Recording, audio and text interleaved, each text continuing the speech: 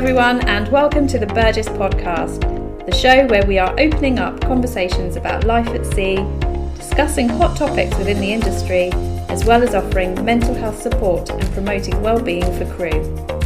We also have our very own in-house recruitment team, so if you or anyone you know is currently looking for a new position, please send your updated CV to recruitment@burgessyachts.com or check out our recruitment posts on Instagram @Burgess Yacht Crew. Hi everyone. So today we have a special episode for you as we are talking about how we can balance our negative thoughts with positive actions. Let's be honest, the world can feel like a pretty terrible place. Just watching the news at the moment can make us feel so helpless. And this is normal, but can be very overwhelming. So I want to talk about the impact of world news on our mental health and how our actions can have a meaningful impact. So today we're joined by Captain Stephen Walsh, who is going to talk to us about how he uses his leave time to make a positive difference. From charitable work to personal development, he's an inspiring example of just what can be achieved during our downtime and the positive impact this can have on our mental health. Stephen has recently driven to the Poland and Ukrainian border to deliver a van of provisions for those in need during the current crisis in Ukraine. Stephen, hi. Thanks for joining us on the podcast and for talking to us about your recent trip. Thank you for having me on the podcast. Yeah, since the introduction is quite, I don't know, it puts me in a greater light than I would put myself in. So I just wanted to caveat quickly that although I've always tried to find a way of giving back or finding something more worthwhile than just going on holiday, whether it's for self-fulfillment or helping others, which again leads back to self-fulfillment in the end anyway. My brother's a care worker. I have friends with the NHS. I think if they knew I was on a podcast, they would not be happy with my 8 days worth of assistance in Poland and Ukraine. So I definitely want to say that although it's always on my mind to help as much as possible, I can't say I've succeeded too many times, but it is about continuing to try. But more of a shout out to all the people that do it full time. And I guess that's the meaning of the podcast. It's people in the same situation as we are, that even a small contribution is still worth doing. And that's, it's a good message to get across that, and probably why we're here, that it does, your efforts, don't play them down, that, they're okay, massive, yeah, what you've done. But your efforts does inspire other people to go that extra mile. And it's not about necessarily driving to Poland. It's about maybe helping the local collection centre or, environmental issues, going to a beach clean. There's so much that each of us could do on a smaller scale, helping your neighbours, being kind to each other on board yachts. It all breeds. No, it's a good closed feedback loop, kind of a positive echo chamber, I guess you could call it. Yeah. When good things create more good things. Exactly. And it's easy to be a cynic as well. I know obviously we do a beach cleanup in Barcelona at the moment with Evo. A lot of people would say a beach cleanup is less beneficial than a street cleanup or a motorway cleanup. But again, it brings people together. It makes everyone feel well about whatever they're doing. And it does help, breed a nature of picking things up, even when you're not on the specified beach cleanup. Yeah, but I mean, also we're reaching an audience that's not necessarily on board at the moment. They might be on leave and they might not live by a beach, so it might be inspired to do a street clean, or it's just getting people to think about what they can achieve during their leave. Yeah, for sure. I must say, I'd say the greatest takeaway from this trip has been, if in doubt, just go ahead and do it. And that goes all the way through to, I would never have conceived of flying to Poland, driving to the border and having a look to see if I can be of assistance. But everyone we met who was making a big difference were people like us. It was the individual from England, a lot of people from Ireland, a lot of people from Spain who just decided to go out there. Now, I thought honestly we'd get turned back. I thought we'd arrive at a collection point with a van full of food and they'd say, we have this under control, we're organized, thanks for the extra stuff. But I didn't think would have as big an impact as we did when we arrived. And when we arrived, they were literally waiting for us. It was a case of, without you guys, we wouldn't be able to keep functioning. You know, the big lesson to take home is, if there's a flood in England, for example, and you're not sure how to help, hop on the train and go to the town that has flooding.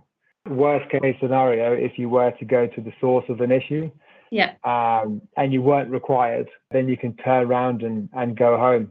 And you've got that self-fulfillment that not only did you try, not only did you investigate, but you actually made the extra effort and went all the way down there. Because during this trip, obviously I was concerned with fuel prices, car rental. Will we get enough stuff to fill the van? Which was a close call. We had to have a big push towards the end. Obviously, people suggested that it would be better off sending the money rather than paying for the fuel.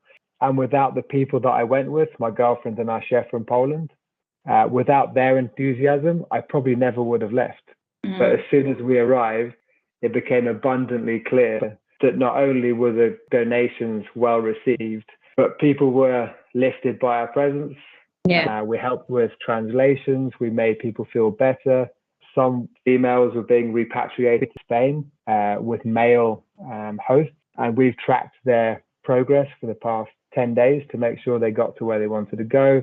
So there's a lot of things above and beyond the simple donations. Like there was a major one. We stayed in a hostel on the eastern border in a place called Dorohusk, and there was an old lady who was in a shelled building, and the hospital had brought her across and dropped her off in Poland, but there was no way to get her from her room into her car. She was with her daughter and granddaughter, and we literally, a team of us together, carried her from her bed in a duvet into the back of a very small car so they could drive to Belgium to go to hospital. So if we weren't there, you know, they wouldn't have been able to achieve that one item. So the drive was almost worthwhile just for that. Yeah. And that's the key, isn't it? That you don't have to focus on helping. You're not going to save the world, but, you know, just helping one person can make a huge difference. And also, you know, help you mentally as well to feel like you've contributed. Definitely. And look, as I said, we thought about this a lot, and we talked about it a lot in the car. It was a 3-day journey each way, with a few stops, not to drive too long. And we were talking about how if you do contribute, you can use that at a later time. Those days when you're not feeling 100%, the memory of something you've done, whether it is contributing in this way, or exercise you've done, or helping a crew member when you didn't really need to help them. When you're feeling bad one day, you can remember the good things you've done in the past. And it may sound a bit indulgent, but I think indulging in things you've done it can be very beneficial. Yeah, it's very easy for us all to focus on the negative and forget about all our positive achievements and all the good things that we've done. It has to help, doesn't it? So what inspired you to do this? What made you decide to drive to Poland? I think we have the benefit that our chef was Polish. So we had the direct link. We had the personal connection. So we were actually at sea. We were coming back from Gibraltar when the news hit that the war had started. And she was overwhelmed mostly by the Ukrainian friends and family that she knew and how it was affecting her. She has a big house in the countryside. I think she has 11 Ukrainians living with her in the family home. So it was a huge impact. So she was obviously trying to go home as quickly as possible. So it was easy for us to say, what can we do to help you? So that was the immediate start. Was that going to instantly jump to us driving a car all the way to Poland? Not immediately, but I'd have to say it was my girlfriend's idea.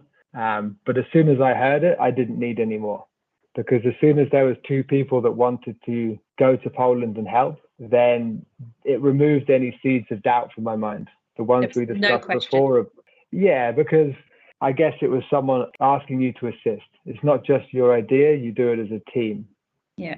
And then you can bypass the skepticism or the rationale behind not doing it. And you can say, right, we're going to do it. The more people you tell that you're going to do it, the more you're committed anyway. There was no going back. And I'll be honest, I would normally overthink everything before taking a decision. This was literally a decision taken that had no doubt that it was going to be beneficial in one way, shape, or form. And it was instead of a holiday. So even the cost was, instead of going on holiday, we were going to go to Poland. That's where the holiday fund would go. So it was a combination, really. It was inspired by others, but I was delighted to take up the challenge. And they did a lot of work, and the work altogether just kind of piled up with a quite sudden deadline because we didn't leave ourselves a huge amount of time to plan. But that, for me, worked better. And where did you, all the provisions that you took, where did you get them from? So I'd say maybe 4 days before we were due to leave. So I phoned up my back-to-back and asked if we could hand over by lunchtime instead of the end of the day. So he flew back a day early. I initially got on email and phone to the people we knew. We got onto Facebook. We put posts on Barcelona Yacht Crew, Barcelona Expats, and there's thousands of people on those websites. And I got a few thumbs ups and a few comments from ex-crew saying, we love what you're doing, but nothing much more than that. So loads and loads of positive feedback. People who recognized my name from working with me in the past, but the contributions, they really weren't coming in, to the point where we were getting nervous, having rented the van and prepped for driving, that we weren't going to get anything in. So I actually went dock walking for the first time in many, many years. I think it took me about 2 hours to do Port Vell, door to door. And we did get a few contributions a couple of days later. And then the day before we left, we got truckloads of stuff arrive. So from the morning, some of the crew next door started arriving, which obviously instantly lifted the spirits. We went to MB92. I forgot that I contacted them as well because they've been great in the past. And while we were collecting things in MB92 and from boats we knew in there, by the time we arrived back at the yacht, there was, 70, maybe 50 to 70 bag loads of deliveries that had come via the Evo van. So at this stage, we had the container full. We had, 70 bags outside the container. And we had maybe another 30, 40 bags that we had collected over the week that were in the tender garage. So it went within 2 hours from, are we going to fill the van, to we need another van. The maximum capacity load. And we filled it. We filled this to the top. We left things behind that weren't essential. Wow. So what did you take? A huge amount of hygiene products, which turned out to be phenomenal. We actually did 2 runs in one location, and they were telling us a story about how they got a huge amount of hygiene products the night before, which felt nice because that was obviously us. So yeah, I'd say we did about 2 cubic meters of food, tinned and dried food. We did about the same again in hygiene products. And then what was left, because we kind of reached our maximum load, we did take some sheets, some clothes, blankets, etc. Although most of the clothes we left behind because they're not required at all. And we had some old radios, a phenomenal amount of batteries that were purchased or in build, and a lot of old medical supplies as well. So perseverance paid off. Yes. Yeah, I'd say perseverance for sure. And I think putting a face and a story to the collections made a big difference. And once we were actually physically out there, then we really got a huge amount of support. Yeah. Like I did ask for money when we got there, just from a few friends and family, and I got too much of a response. I stopped asking people. Like, people literally went to the local pub and raised £500 within minutes. So our day off from driving ended up being, 3 trips to the supermarket, €1,000 at a time, and made a huge difference to the local collections that actually ran out of food. I didn't think it would happen, but the 2 times we went, they were empty. Oh my God. Yeah. My goodness. So are you going back? You mentioned earlier that you think about it. So I'm actually speaking to our chef today, who is coming from Poland, and she did some more volunteer work. It's difficult to know where to go from here. With the change of situation, we're hoping to go back. I have a small amount of money left over from contributions, and I have a huge amount of people who would be willing to contribute more if we were to go back again. I think we will in a week, last minute, if it's required. We won't drive, but we'll fly to Poland, rent a car or a van, depending on what's required when we're there, and we'll drive around. There was a lot of people just doing kind of human transportation in 9-seater vans. And there was also a lot of people who were doing similar stuff to us, doing collections. We did a big collection in a church parish in the middle of Poland, and we dropped that off to the East Coast, where a Ukrainian priest came on one of his days when he had a pass, and he filled his van and then brought it to the church near Kiev, where he was sheltering, I think, 18 women and children. Oh my goodness. So yeah, I think even if we're unsure, I think is the key. Even if I'm unsure whether to go or not, I'll go anyway. And if I arrive and they need more items, we'll fill the gaps that are missing. And then I'll give a shout out to everyone and anyone we know. And then people know that exactly what they've given contributes directly to people who need it. Yeah. So we're talking about how to make a positive difference in your leave. What made you think about how you ought to be using your time off? Was there a moment where you started to question, what should I be doing? How should I be using this time? Yeah, for me, on yachts, we do a lot, we see a lot. I think a lot of people I've worked with, especially on yachts that maybe cruise further afield, and you have the time to think and reflect. Like, we do have spare time and we do see a lot. So I think the drive to give back when you're not working is quite strong in the yachting community. You know, it's hard to generate that when you get back to land, because it's not as easy to contribute as it should be. What drove me to do it? I think the attraction of holidays wore off and they felt a bit selfish. I still went on them because I think you need to have something on the horizon to keep you distracted and motivated. And it's also a lot easier to go on holiday than it is to try and find some form of charitable donation. But yeah, so it came naturally for sure. I think through work, you see a lot of things. At the time, you're too busy to help. So the idea is to do your best on your time off. But it's not just charitable work you've done, is it? Last year you took leave to take part in an emergency medic course in South Africa. Was that right? Yeah. Yes. Yeah. That's correct. That came from COVID, to be honest. I've always had an interest in medical. I've always studied medical and trained medical on board above and beyond the norm, the minimum. And when it came to COVID and going back to the UK to sit in a house for 7 to 8 weeks, I volunteered in a lot of areas.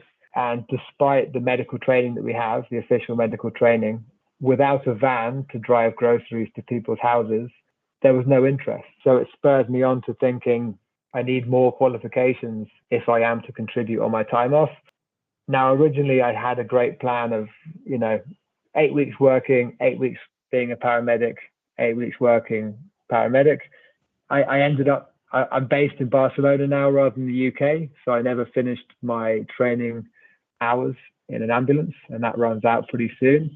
But yeah, I guess it all ties in with continuing growth as much as possible, whether that's learning how to sail or learning any new sport or just personal development, isn't it? Charity. Yeah, personal development, exactly. But that's where it came from. I was hoping it would facilitate me being able to contribute more on my time off. Now, has it worked technically?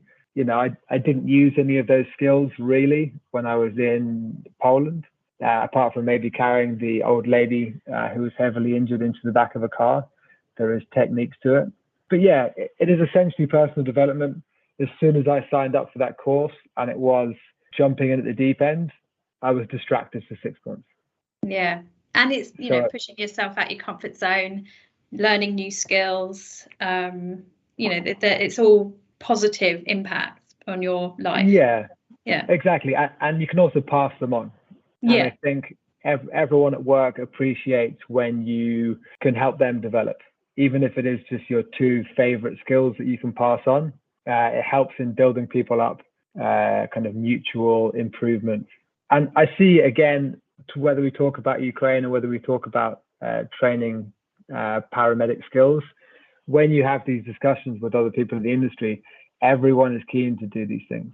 And it's a very unique industry, isn't it, in that you do have those chunks of leave period that you can use to develop your skills. I know there'll be people out there listening who have got families and maybe other businesses, but there's always time if you make the time. So and anything you can do to contribute, and I think it all builds on the other. The same as your career on board. Once you start and you're building skills in one specific area, then when the time comes to assist, you're ready. It's on a much smaller scale, but we did some first aid training in the office a few weeks ago. We've done some defibrillator training, just little things, isn't it, that one day may come in handy. Look, it's huge. I think the first rotation after I did this paramedics course, myself and the chief engineer Tom, if he's listening, we disembarked in Antibes, stayed in the hotel for an early flight, and the guy running the hotel had a heart attack at 6 a.m. downstairs. So we were doing CPR at 6:30 in the morning. He was running around the city looking for an AED, and the ambulance arrived 15 minutes later.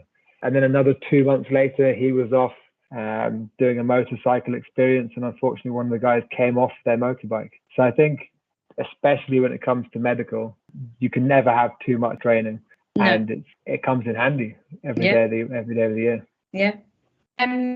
So just going back to the Ukraine-Russia issue, we talked earlier, this is a small industry, which means that many of us will know somebody from either Ukraine or Russia. And this is having a huge impact on our mental health. How does your charitable work help in terms of coping with the emotions which come from watching the news and hearing the awful stories? Difficult question. I think it's okay to feel helpless.